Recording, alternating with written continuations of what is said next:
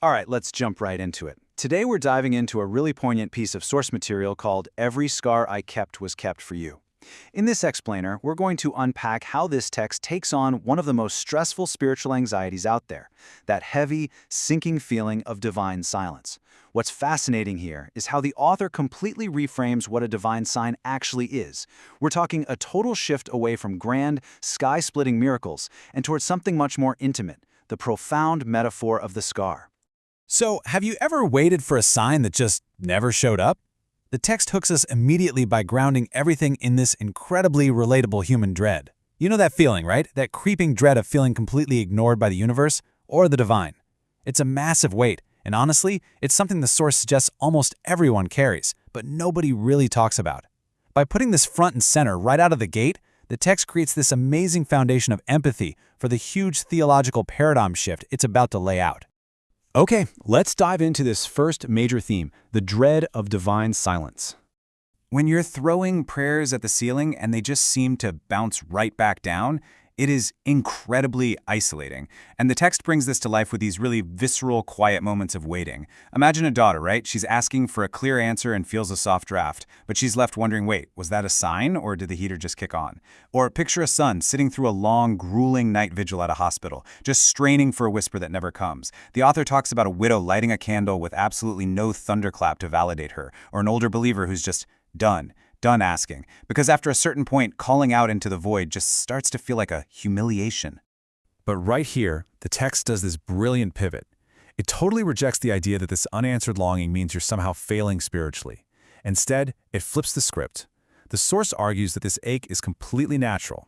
It says, your longing was not humiliating, it was simply your soul confessing how badly it wants to be loved. I mean, wow.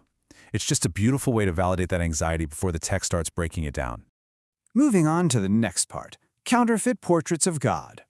So, if longing is natural, where is all this intense anxiety actually coming from? Well, the text says it's learned. It comes from what it calls a counterfeit portrait of how the divine operates. And this brilliantly illustrates the myth we've all been handed, that signs have to be these massive, unmistakable events, burning bushes, pillars of fire, and that the divine only talks to the super impressive, loud believers who fast and never mess up. But the reality presented here? Completely different. The text argues that the divine actually speaks through quiet mercies and totally welcomes ordinary doubting people right in the middle of their chaotic 6 a.m. kitchens. To really hammer this home, the author drops this incredible metaphor. They suggest we miss the subtle signs because we're literally trained to look for the wrong stuff.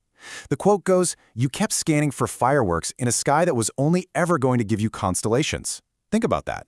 You're looking up, waiting for these loud, explosive fireworks, and completely missing the steady, quiet constellations that have been there the whole time.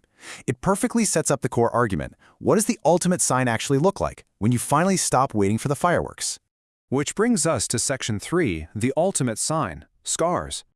Okay, so if the sign isn't a firework, what on earth is it? The text gets really specific here.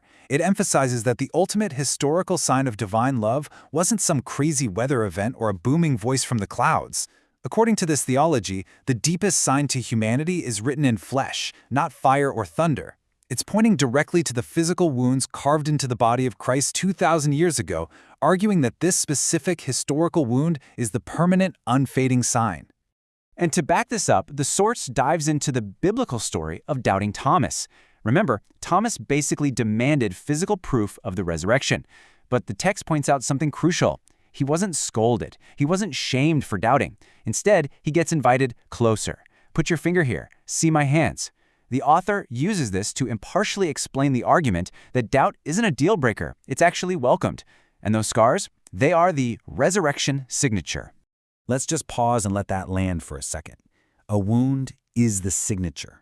In this theological framework, the absolute proof of the love is the wound that the love was willing to take. The text makes the case that the divine could have presented a flawless, unblemished body post-resurrection, but actively chose to keep the scars as this eternal, physical receipt of love. The wound itself is the whole point. All right, on to section 4, echoes in the apostles. Next, the text takes us on a deep dive into how this theology of the scar shows up in the lives of the early followers, specifically the Apostle Paul. It looks at this really heavy conclusion from Paul's letter to the Galatians. From now on, let no one cause me trouble, for I bear on my body the marks of Jesus. The author explains that Paul is writing to communities infiltrated by rigid teachers who are obsessed with performance and rules, and Paul basically just drops the mic. He stops trying to debate them or prove himself to these demanding voices and just points directly to the physical marks on his own body. So, the crucial point here is how the text breaks down Paul's actual credentials. They weren't what you'd expect. He didn't brag about his massive, pristine library or his flawless memory. It wasn't about his shiny ministry resume or some dramatic, sensational vision. Nope. His credentials were literal scars from floggings and beatings, lines from shipwrecks, the sheer brutal physical cost of his devotion. The text interprets this to mean that physical endurance and the willingness to be wounded for love are the ultimate markers of faith, perfectly echoing the original wounds of Christ. It completely flips our modern idea of what a successful believer looks like. Let's move to Section 5, Spotting the Small Mercies. Now, you might be wondering, how does someone standing in their kitchen at 6 a.m. actually connect to a 2,000-year-old scar? The source breaks this down by comparing the central proof to what it calls the footnotes. The central proof is that ancient open wound of Christ, the permanent, unchanging guarantee.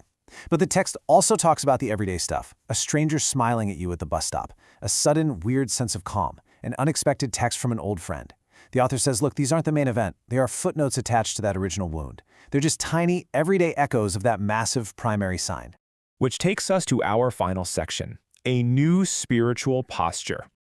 To actually make this practical, the text lays out a really interesting three-step cognitive reframing exercise. First, when that panic of divine silence hits, it advises you to pause and literally ask yourself, is the wound still in its palm? And theologically, the answer is always yes. Second, you stay inside that yes for 3 long, unhurried breaths just to physically calm your nervous system down. Finally, when you spot one of those tiny footnotes, a small mercy, you say out loud, the wound is showing. It's essentially a way to train your brain to actively hunt for small mercies and anchor them right back to this massive theological concept. The text also hits a really empathetic note here about the emotional toll of all this waiting. It objectively notes that tears are just a body's way of admitting what the mind cannot yet articulate. But it takes it a step further, drawing a direct theological line between the salt water of our human tears and the salt water and blood from that original divine wound. It's a powerful way of portraying human grief as something deeply understood and validated by the divine. So, we've looked at how this source completely dismantles the exhausting need for massive miracles, how it validates the absolute agony of waiting, and how it builds this fascinating alternative around the theology of the scar. It is a massive, deeply human paradigm shift regarding spiritual evidence. So, thinking about everything we just unpacked, I leave you with this final thought. Are you still waiting for fireworks, or are you ready to look at the scars?